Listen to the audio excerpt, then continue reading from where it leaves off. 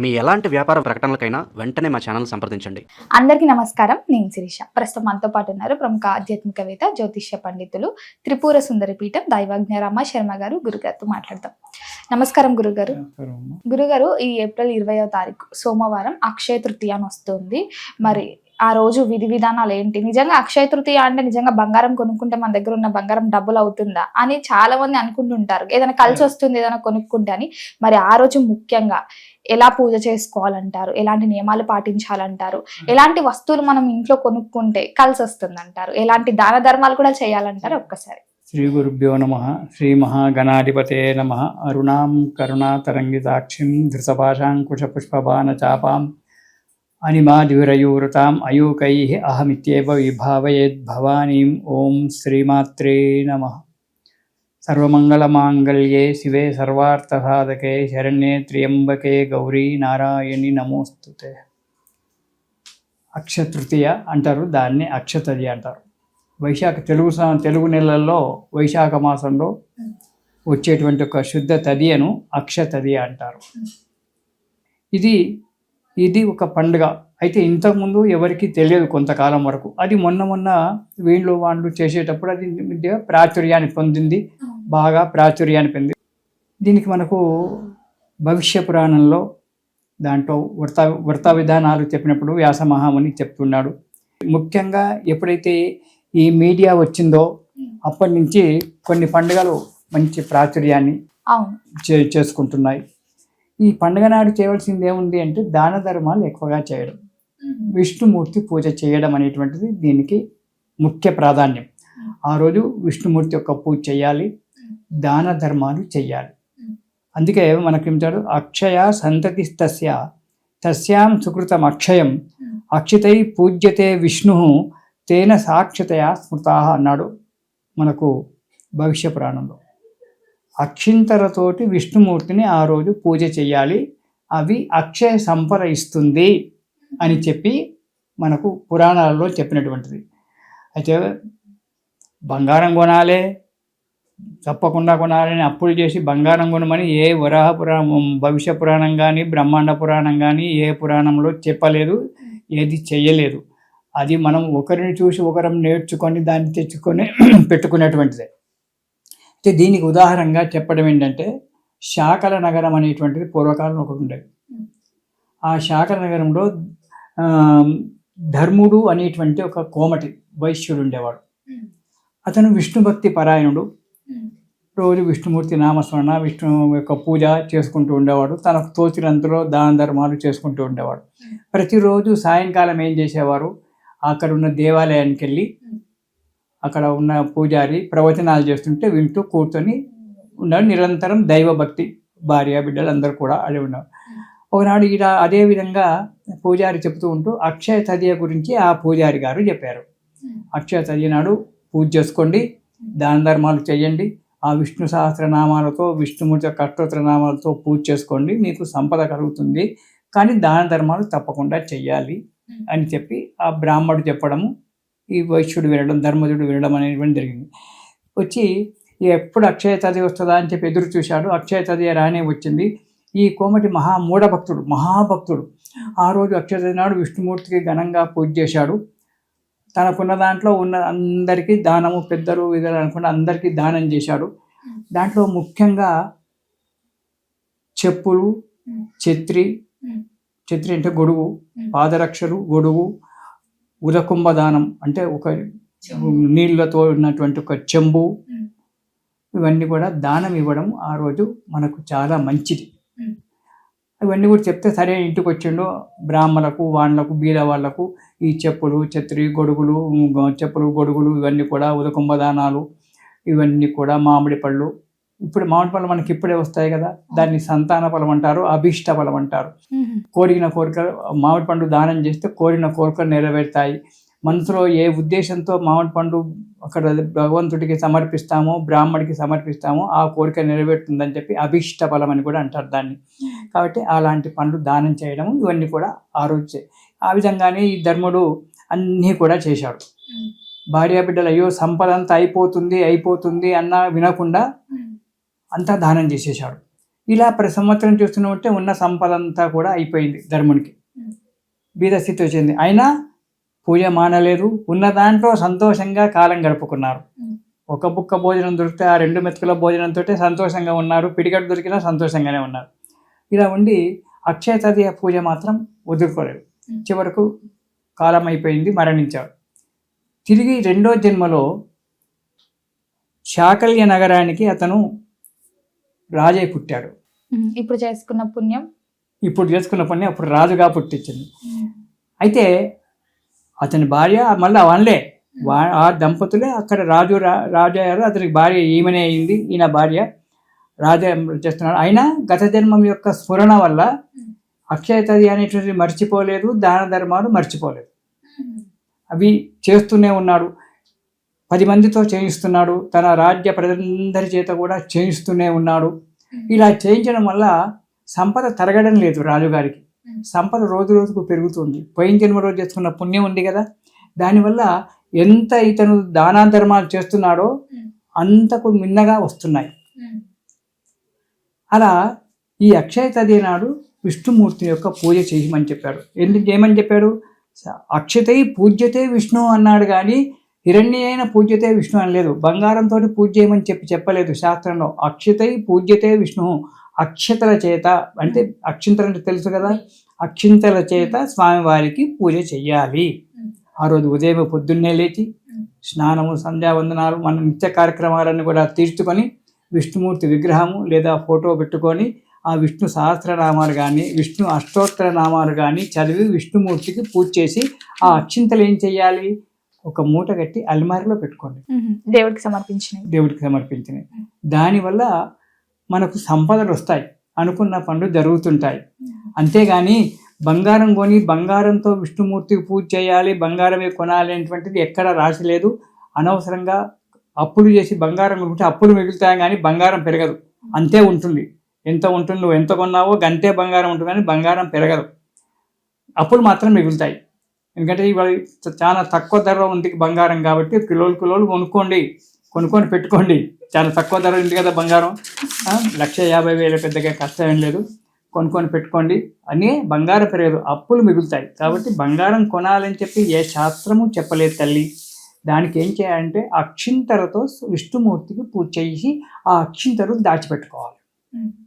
దానివల్ల మనకు అనుకున్నటువంటి కార్యక్రమాలు నెరవేరడము, మనమే వృత్తి వ్యాపారాలు చేసినా ఏం చేసినా కానీ అక్కడ మంచి డెవలప్మెంట్ అయ్యి మనకు అభివృద్ధి కలగడం అనేటువంటిది కలుగుతుంది. అంతేగాని ఇప్పుడు బంగారం పెడితే తులం కొంటే 2 తులాలు అవుతుంది బంగారం అనేటువంటిది లేదు.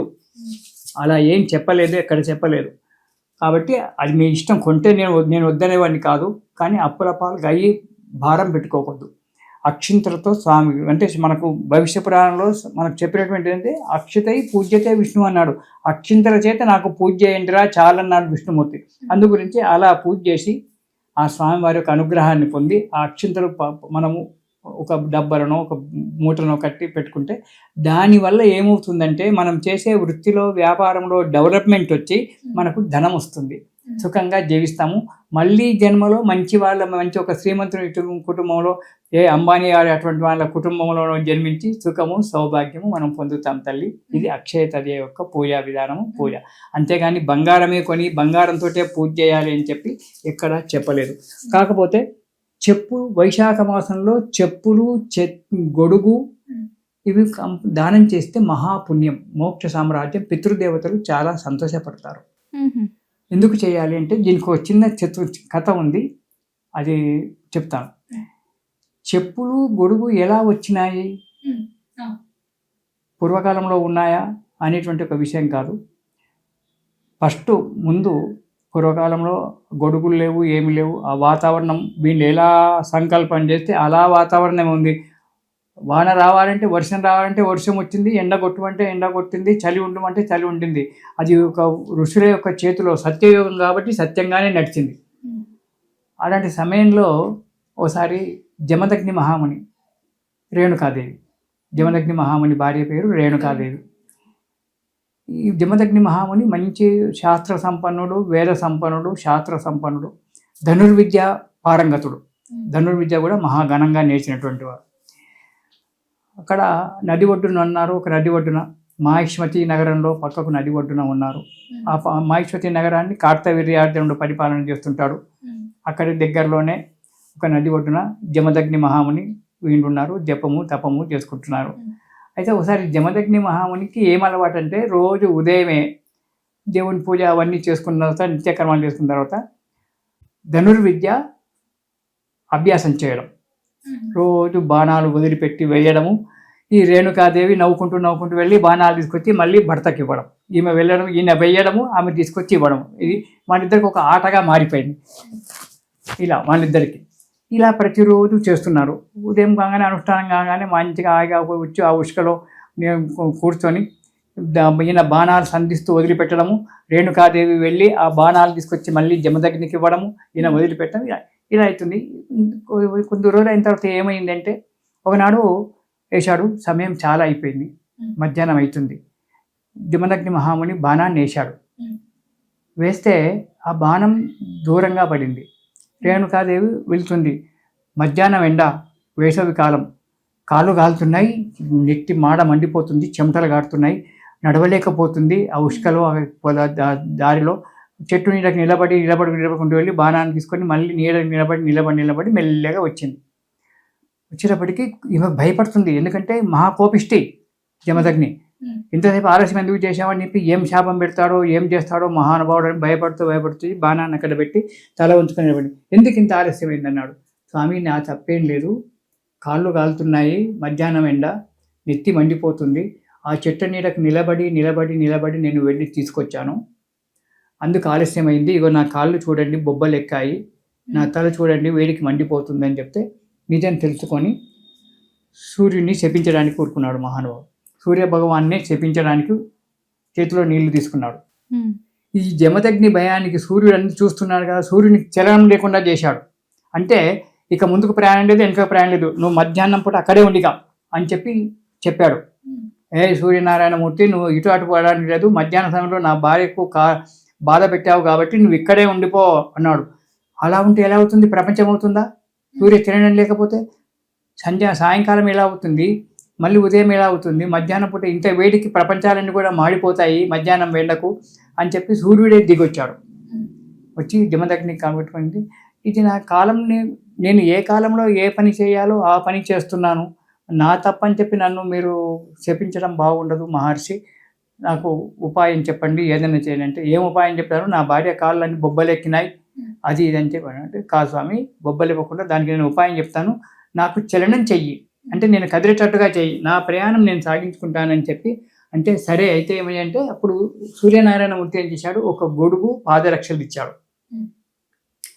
గొడుగు ఇచ్చి, అమ్మ ఈ పాదరక్షలు తొడుక్కో, ఈ గొడుగు చేతిలో పట్టుకో, నీకు ఎండ యొక్క బాధ తగ్గిపోతుంది అని చెప్పి పాదరక్షలు గొడుగు ఇచ్చాడు.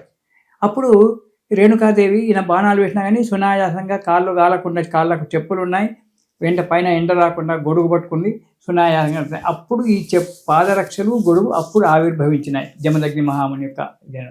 అప్పుడు జమదగ్ని మహాముని ఏమన్నా, అప్పుడు జమదగ్ని మహాముని చెప్పాడు, ఇది చాలా మంచిగుందయ్యా, ఇవి ఒట్టిగా పోకూడదు. వేసవి కాలంలో అంటే చైత్ర వైశాఖ మాసాలు, అప్పుడు జరిగింది వైశాఖ మాసంలోనే ఇదంతా చరిత్ర జరిగింది. అంటే మే నెల, ఇప్పుడు మనం మే నెల, అప్పుడు మేము వైశాఖ మాసం అంటాం. ఈ వైశాఖ మాసం జరిగింది కాబట్టి చైత్ర వైశాఖ మాసంలో గ్రీష్మ ఋతువులో ఎవరైతే బ్రాహ్మడికి కానీ బీదవాడికి కానీ ఈ చెప్పులు, పాదరక్షలు, గొడుగు దానమిస్తారో వారి యొక్క పితృదేవతలు సంతోషపడి వారికి మోక్ష సామ్రాజ్యాన్ని ఇచ్చుగాక అని చెప్పి వరం ఇచ్చాడు. అప్పటి నుంచి ఈ చైత్ర గ్రీష్మ ఋతువులో చెప్పులు, గొడుగు, ఈ మామిడి పండ్లు అభీష్ట ఫలం, అవి ఇప్పుడే వస్తాయి కదా, సంవత్సరానికి ఒకసారి వస్తాయి కాబట్టి అభీష్ట ఫలం అంటారు దీన్ని. సంతాన ఫలం అంటారు. సంతానం కావాలని, నాకు సంతానం కావాలని దానం ఇస్తే సంతానం అవుతుంది. కోరిక కూడా ఏ కోరికతో తలిస్తే అభీష్ట ఫలం బ్రాహ్మణులకు దానం ఇవ్వడము. ఇంకోటి ఎండాకాలం కాబట్టి ఉదక కలుషం, ఒక రాగి చెంబులో, ఇత్తడి స్టీల్ చెంబు పనికిరాదు, ఇత్తడి చెంబు కానీ రాగి చెంబు కానీ, దాంట్లో నీళ్లు, చల్లటి నీళ్లు ఇవ్వడము తాగడానికి. ఇలా చేస్తే మనం చేసినటువంటి ఒక పాపాలలో కొన్ని పాపాలు తొలగిపోయి, కష్టాలు తొలగిపోయి సుఖంగా ఉంటాము. అది అలాంటిది అక్షయ తదియ నాడు కనుక మనం చేసుకున్నట్టయితే, అలాంటి దానాలు ఈ దానాలు కనుక మనం చేసుకున్నట్టయితే మన పాపాలన్నీ తొలగిపోయి కొందరికి ఈ జన్మలోనే మంచి ఫలితం రావచ్చు, కొందరికి మరో జన్మలో మంచి ఫలితం రావచ్చు. అది మనం చేసుకున్న కర్మ ఫలితాన్ని బట్టి ఉంటుంది. చెడు ఫలితం భాగం రాకుండా మంచి ఫలితమే మనకు రావడానికి, కొందరికి ఈ జన్మలోనే మంచి ఫలితం వస్తుంది వాళ్ళు చేసిన కర్మ వల్ల. ఇలా చేసుకోవడం అక్షయ తదియ యొక్క చరిత్రమా, ఇది ఆ రోజు చేసుకోవాలి. బంగారంతో పూజ చేయాలి, బంగారమే కావాలని చెప్పి ఏ శాస్త్రంలో లేదు. సాక్షతై పూజ్యతే విష్ణు అన్నాడు. అక్షింతలతోటే పూజ చేయమన్నాడు కానీ బంగారంతో పూజ చేయమని చెప్పలేదు. అది ఇవి అక్షింతలతోటి స్వామివారికి పూజ చేయండి. మీకు పంచభక్ష పరిమాణాలతో మీకు నచ్చినటువంటి యొక్క పదార్థాలతో తీసుకొని బంధుమిత్రులను పిలుచుకొని వాళ్ళతో మీరు ఇచ్చేసుకోవటం.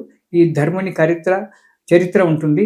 ఈ ధర్ముని చరిత్ర అనేటువంటిది మీకు పుస్తకాల్లో దొరకవచ్చు, లేదా మన యూట్యూబ్లో కూడా దొరకవచ్చు, లేదా భవిష్య పురాణం అనేటువంటి ఒక గ్రంథంలో రాసి ఉంటుంది. ఆ గ్రంథం చాలా పెద్దది. అలాంటి దాంట్లో కూడా చదువుకొని వృతం చదువుకోకున్నా పర్వాలేదు. స్వామివారికి విష్ణు సహస్రనామాలు కానీ, విష్ణు అష్టోత్తర నామాలు కానీ, లక్ష్మీ అష్టోత్తర నామాలతో, ఎందుకంటే భర్తను వదిలిపెట్టి భార్యను వదిలిపెట్టి భర్త ఇద్దరికి చేయాలి, విష్ణు లక్ష్మికి ఇద్దరికి. వాళ్ళ అష్టోత్తర నామాలు చదువుకొని అక్షింతలతో పూజ చేసుకుంటే చాలు. అదే పెద్ద బంగారము. నువ్వు ఎన్ని అక్షింతలు మూట కడుతున్నావో నీ జీవితంలో అన్ని బంగారాలు రావచ్చు, కానీ బంగారం తీసుకొచ్చి పెట్టుకొని అప్పులు మిగిలించుకొని బాధపడాల్సిన అవసరం లేదు. గురుగారు మొత్తం మీద మాకు తెలియని ఎన్నో మంచి విషయాలు తెలియజేసినందుకు ధన్యవాదాలు. శుభం. సర్వేషాం సమస్త సన్మంగళాని భవంతు.